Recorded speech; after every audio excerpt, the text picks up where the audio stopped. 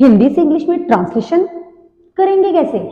यार मैं तो कंफ्यूज हो जाती हूँ, मुझे तो पता ही नहीं चलता है। एग्जाम में बैठी थी, पूरे क्वेश्चंस आते थे, लेकिन हिंदी में मतलब पता था, अंग्रेजी में लिखना ही नहीं आ रहा था, बहुत मुश्किल है।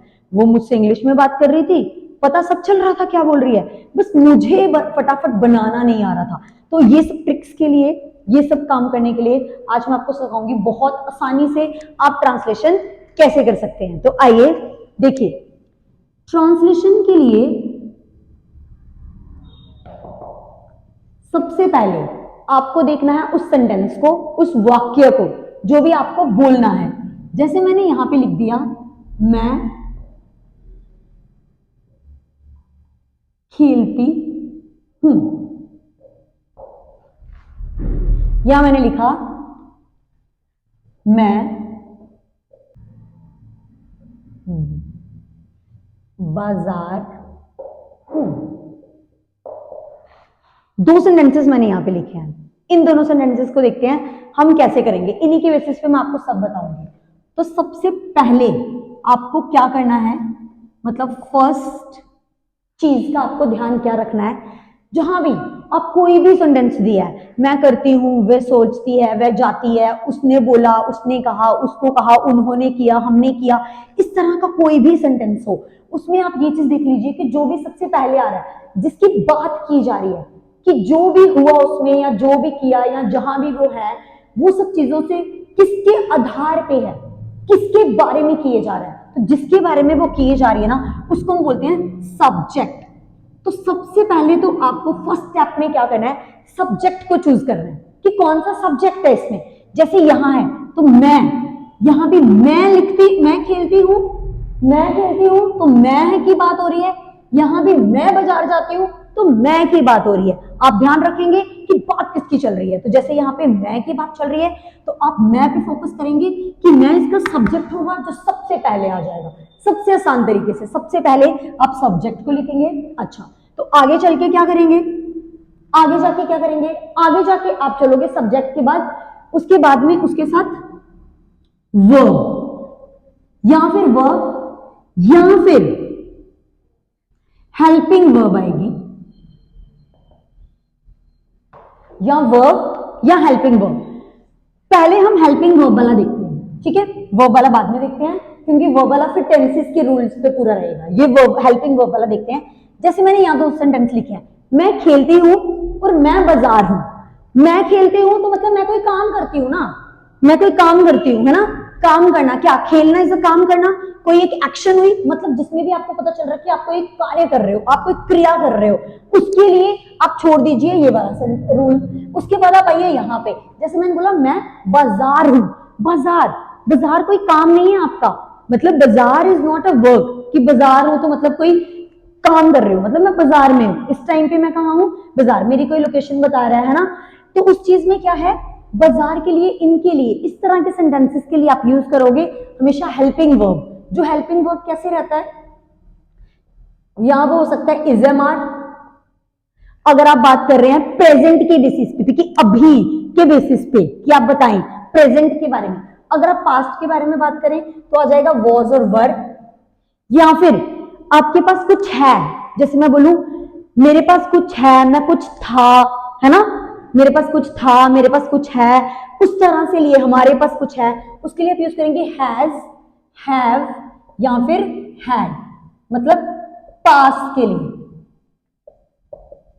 पास के लिए आप यूज करेंगे हमेशा हैज, हैव और हैड। तो ये तो बहुत आसान हो गया। जैसे मैंने बोला मैं बाजार हूं, तो आई के साथ आप लगाते हैं हमेशा एम, तो आई एम कहां, इन मार्केट। ये तो वैसे ही खत्म हो जाएंगे। मैंने बोला मैं लड़का हूं, आई एम बॉय। मैंने बोला तुम लड़की हो, तो यू आर गर्ल। ये इस तरह से खत्म हो जाएंगे। वॉज पे बताती हूँ, मैंने बोला वे स्कूल था, ही वॉज, क्योंकि था, इन द स्कूल। वे घर थे, तो दे वर एट होम। मेरे पास किताब है, आई हैव बुक, आई के साथ हमेशा हैव लगेगा, याद रखिए। अच्छा, उसके पास कार है, तो शी हैज कार।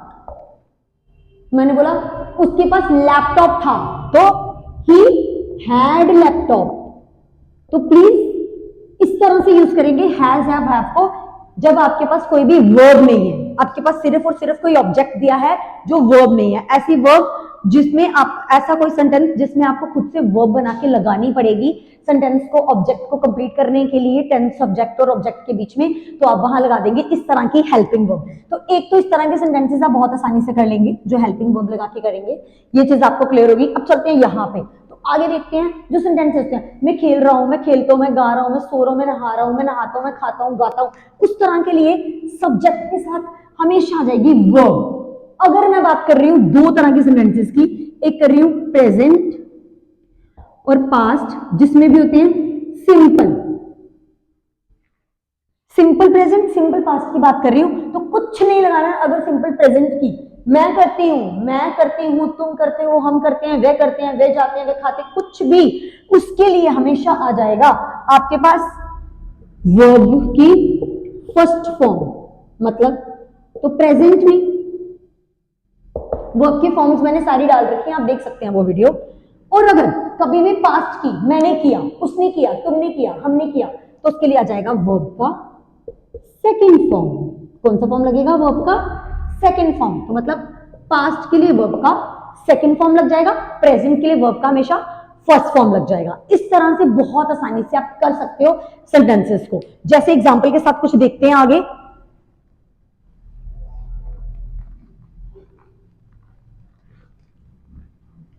अब इसी एग्जांपल पे वापस चलते हैं।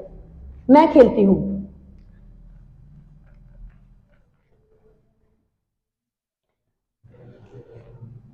मैं खेलती हूं, मैं खेलती हूं, है ना। वह पढ़ती है, हम जाते हैं, वह गई, उसने गाली दी। इस तरह के सेंटेंसेस में देखिए, खेलती है कोई काम करती है ना, वह पढ़ती है तो कोई काम करती है, जाते हैं तो ये भी कोई एक्शन है, गई मतलब चली गई, ये भी कोई एक्शन है, उसने गाली दी तो ये भी कोई काम उसने किया।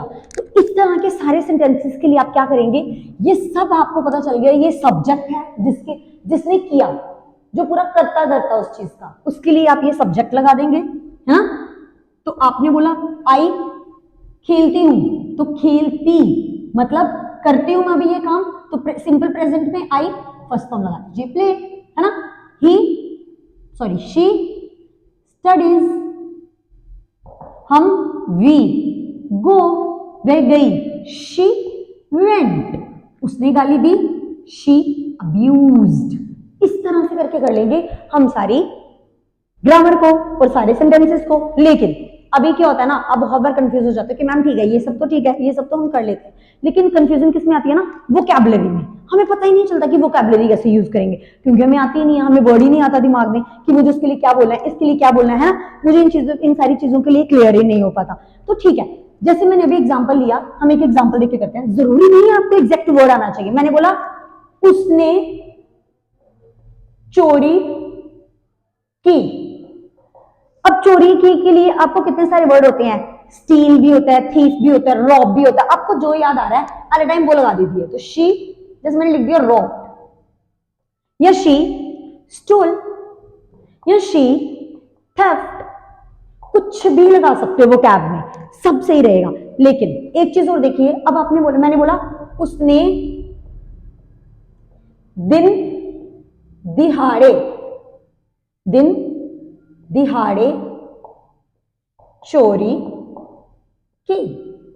तो अब कैसे करोगे, अब बोलोगे मैम दिन दिहाड़े तो आता ही नहीं है, तो क्या लिखेंगे, तो भाई क्यों डर रहे हो, दिन दिहाड़े नहीं आता तो जरूरी थोड़ी ना कि आप दिन दिहाड़े का एग्जैक्ट वर्ड ही लिखो, बताऊंगी वो भी क्या होता है, लेकिन जरूरी थोड़ी कि आप वही लिखो, कोई बात नहीं। अगर नहीं आता हम इस तरह से करेंगे, आपको पता है उसने तो उसके रिस्पेक्ट में होगा जिसकी भी बात चल रही होगी, तो वो बंदा हमारे सामने लड़का या लड़की, उसके बेसिस पे आप ही या शी लगा दीजिए, है ना, ही या शी लगा दीजिए, क्योंकि लड़का होगा चोरी करने वाला या लड़की होगी चोरी करने वाला, तो उन दोनों में से ही या शी लगा दीजिए, है ना। कोई पौधा तो होगा नहीं जिसने चोरी की होगी, तो ही या शी हमने लगा दिया। आगे चलते हैं, दिन दिहाड़े अभी छोड़ दीजिए। उसने आपको बताया, मैंने सब्जेक्ट के साथ हमेशा आप वर्ब लगाओगे। और ये देखो चोरी की, तो मतलब पहले कभी की तो पास्ट की बात चल रही है, तो आपको पता है वर्ब की सेकंड फॉर्म लगेगी। अभी अभी मैंने आपको बताया वर्ब की सेकंड फॉर्म लगा दो। अब उसने चोरी की तो शी थेफ्ट, ये तो आपने बोला मैम बिल्कुल ठीक है, ये तो हमें आ गया। लेकिन की कब? दिन दिहाड़े। तो दिन दिहाड़े के लिए यूज होता है ब्रॉड डे लाइट। अब आपको ये नहीं आता ब्रॉड डे लाइट, हमें तो नहीं पता भाई, हम कैसे यूज करेंगे, हमारे दिमाग में नहीं आया, हमने एकदम बोलना था। हमसे किसी ने पूछा तो बोला हाँ यार उसकी दुकान पे दिन दिहाड़े चोरी हो गई, हम कैसे बोलेंगे भाई, हमें तो ब्रॉड डे लाइट आता ही नहीं। तो आप ऐसा बोल दो ना, आप ऐसा बोलिए दिन दिहाड़े के लिए बोलिए, दिन दिहाड़े तो आपको पता है कि दिन में हुई है ना, तो आप बोल दीजिए she theft in the day. बात खत्म। वोकैबुलरी पे बाद में जाइए, वोकैबुलरी आती है बहुत अच्छी बात है, वर्ड्स को देखते रहिए, रखते रहिए, याद करते रहिए, यूज करते रहिए। लेकिन अगर नहीं आ रही है तो एट अ टाइम जो आपके दिमाग में आ रहा है जस्ट से इट यार। कौन कह रहा है आपको कि हमने कोई अमेरिकन वाली इंग्लिश बोलनी है? नहीं भाई, हमें वो एक्सेंट लाना ही नहीं है। We have to learn normal English यार। बेसिक तो क्लियर करें पहले, पहले बेसिक चीजें तो हमें आए, पहले हम वो एनर्जी तो बना सकेंगे भाई, we can do it, we can speak, there is nothing tough in that, है ना, इट्स जस्ट अ लैंग्वेज यार, वी कैन डू इट। तो वो चीज पहले सीखिए। तो यही था। अगर इसके अलावा आप चाहते हैं कि मैं आपको कुछ और बताऊं तो प्लीज आप वीडियो में कमेंट जरूर कीजिए, ताकि मैं आपके लिए कुछ एक नई चीज लेके आ सकूं।